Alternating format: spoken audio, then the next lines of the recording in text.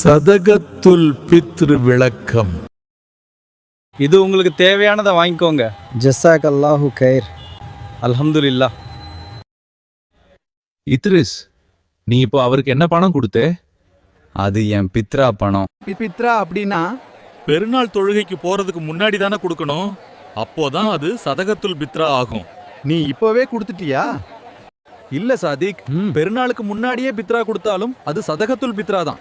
இப்படி முன்கூட்டியே கொடுத்தா அவர்களுக்கு தேவையான விஷயங்களை நேரத்தில வாங்கிக்க முடியும். சதகத்துல் பித்ரா அப்படின்னா என்ன? யார் கொடுக்கணும், யாருக்கு கொடுக்கணும், எவ்வளவு கொடுக்கணும், எப்போ கொடுக்கணும், கொஞ்சம் விளக்கமா சொல்றியா?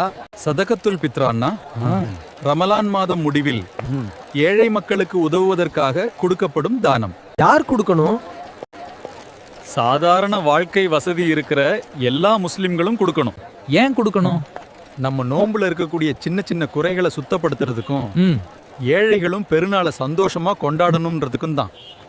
எப்போ கொடுக்கணும்? பெருநாள் தொழுகைக்கு முன்னாடி கொடுத்தா சிறந்தது. ஆனா முன்னாடியே கொடுத்தாலும் சரி. யாருக்கு கொடுக்கணும்? ஏழைகள், தேவையுள்ளவர்கள், ஜகாத் வாங்க தகுதியுள்ளவர்களுக்கு கொடுக்கலாம். எவ்வளவு கொடுக்கணும்?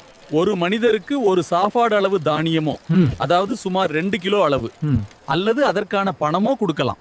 எங்கள் வீட்டில் உள்ள அனைவரின் ஜகாத்துல் ஃபித்ர் பணத்தையும் முழுவதும் ஒருவருக்கு கொடுக்கலாம், அல்லது பிரித்து பலருக்கு கொடுக்கலாம்.